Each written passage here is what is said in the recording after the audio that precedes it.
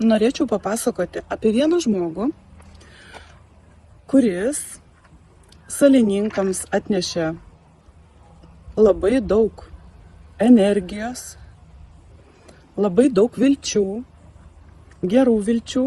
Žmonės pradėjo ir linksmintis, kadangi atsirado šventės.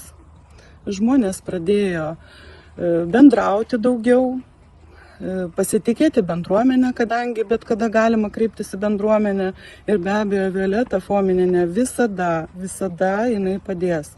Todėl, kad jai rūpi mūsų gyvenimas salininkiečių.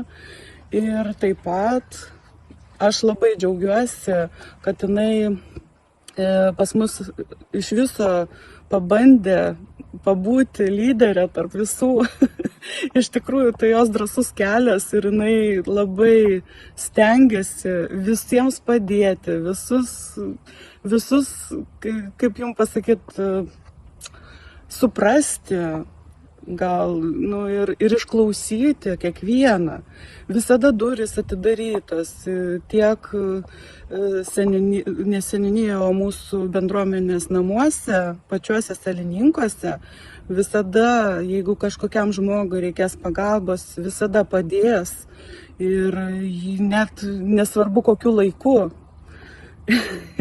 Ir aš tikrai labai džiaugiuosi, kad aš su ją susipažinau ir tikiuosi, kad jinai atneš dar daug gerų akimirkų, kadangi energingas žmogus, belieka tik visiems tokiem būti ir aš manau, iš viso viskas nušvis šiam gyvenime.